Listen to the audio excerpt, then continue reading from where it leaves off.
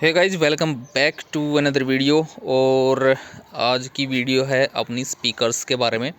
तो यहाँ पे देख सकते हो एक पेयर स्पीकर्स रखे हुए हैं जिनकी जो क्वालिटी है वो काफ़ी अच्छी है। और बेस्ट स्पीकर कौन से होते हैं डोमेस्टिक यूज़ के लिए, यानी कि घर के यूज़ के लिए जो बेस्ट स्पीकर होते हैं वो कौन से होते हैं, और जो एम्पलीफायर होता है उसके हिसाब से किस तरीके के जो स्पीकर हैं वो आपको चूज करने चाहिए। इस वीडियो में इसी टॉपिक पे हम बातें करने वाले हैं। तो उम्मीद करता हूँ भाई टॉपिक आपको अच्छा लग रहा होगा। अगर अच्छा लग रहा है तो भाई वीडियो को लाइक तो करना ही है, साथ के साथ में चैनल को सब्सक्राइब भी करना है ताकि जो अपने सब्सक्राइबर हैं वो बढ़ें, जो अपनी फैमिली है यूट्यूब की वो बढ़े। तो चलिए अब बात करते हैं स्पीकर्स की।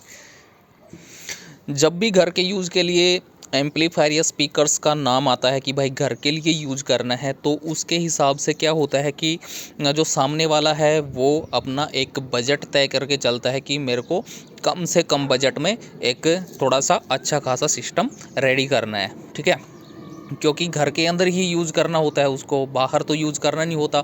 और फिर एक ये भी चीज़ हो जाती है कि घर के अंदर पार्टी टाइप में यूज करना है या फिर एक नॉर्मल जैसे हम सॉन्ग सुनते हैं वैसे टाइप में जो एम्पलीफायर है या जो स्पीकर है वो यूज करना है।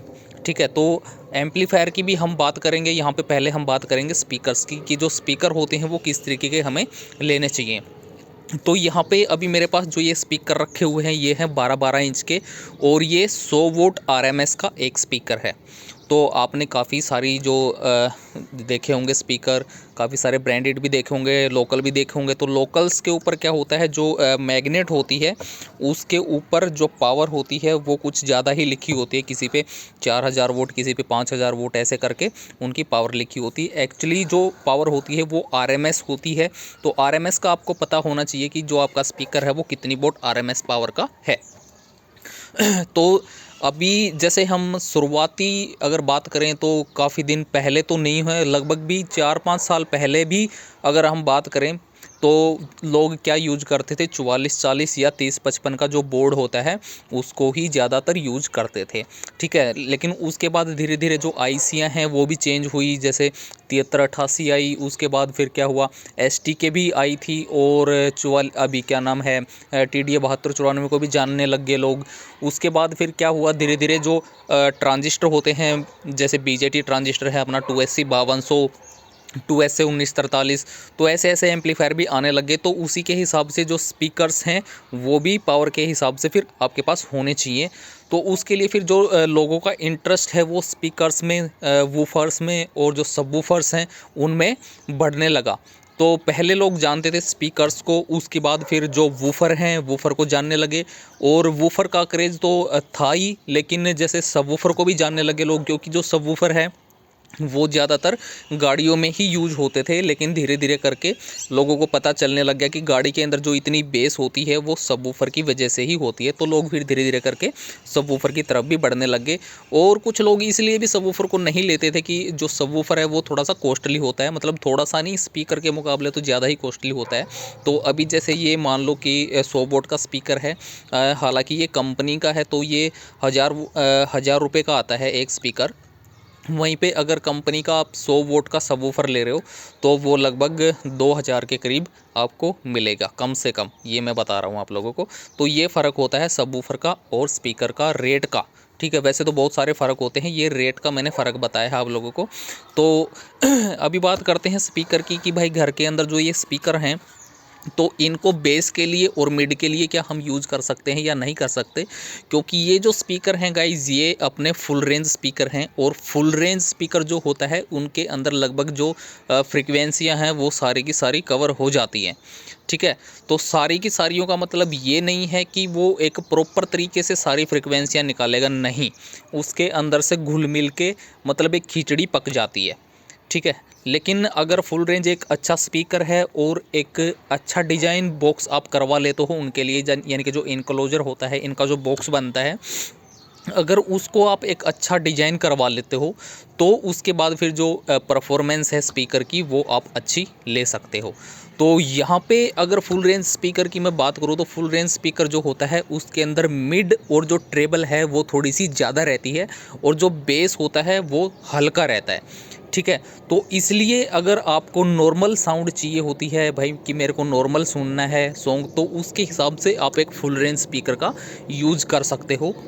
लेकिन वहीं पे अगर आपको जैसे पार्टी वार्टी का हिसाब किताब रखना है घर के अंदर ही, और जैसे रूम के अंदर कोई पार्टी करनी है भाई, छोटा आपका रूम है, तो उसके मामले में फिर आप जा सकते हो वूफ़र की तरफ। तो वूफ़र आप ले सकते हो 10 इंच का, या फिर कोई 12 इंच का वूफ़र भी आप ले सकते हो। तो वूफ़र के अंदर क्या होता है, जो बेस है और जो मिड है वो थोड़ी सी अच्छी मिल जाती है, और उसके साथ में अगर आप कोई ट्वीटर लगा देते हो तो आपकी जो परफॉर्मेंस है वो मतलब अच्छी आप लोगों को मिल जाती है घर के अंदर आप यूज़ कर रहे हो तो, ठीक है।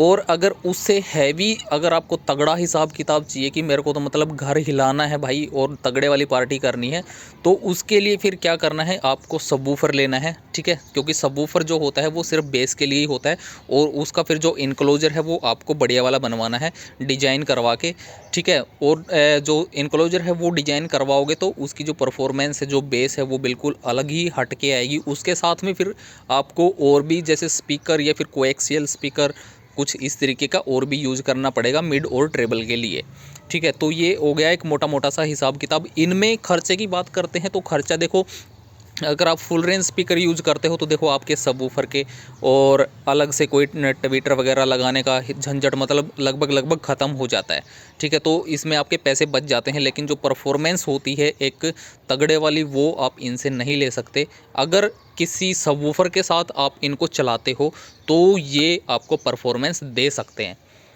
ठीक है। तो अभी क्या होता है कि ये जो स्पीकर हैं इनको हम कौन से एम्पलीफायर पे चला सकते हैं, तो ये जो स्पीकर हैं गाइस, जो स्पीकर होता है उसकी जो सेंसिटिविटी होती है वो सबवूफर के मुकाबले, वूफर के मुकाबले काफ़ी ज़्यादा होती है।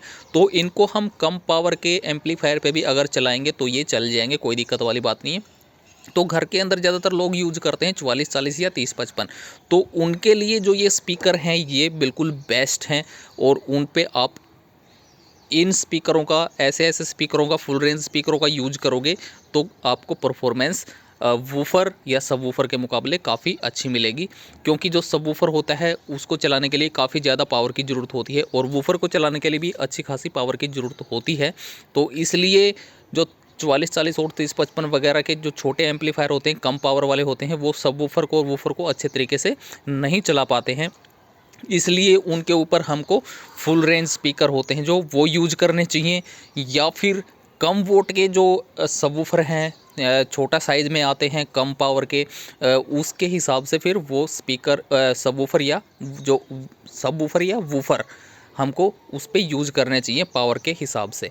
अब पावर का हिसाब क्या होता है कि जैसे आरएमएस होती है भाई, 100 वोट आरएमएस है, तो इसके लिए फिर क्या है कि अगर सबवूफर यूज कर रहे हो या वूफर यूज कर रहे हो तो फिर सबवूफर को भी भाई 100 वोट आरएमएस तो चाहिए ही चाहिए होगी, ठीक है। स्पीकर के मामले में चल जाता है, स्पीकर के मामले में अगर 100 वोट का स्पीकर है तो उसको आप 20 वोट 30 वोट पे भी चला रहे हो तो वो चल जाता है अच्छा खासा, कोई दिक्कत वाली बात नहीं आती, क्योंकि सेंसिटिविटी अच्छी होती है स्पीकर की, ठीक है गाइज।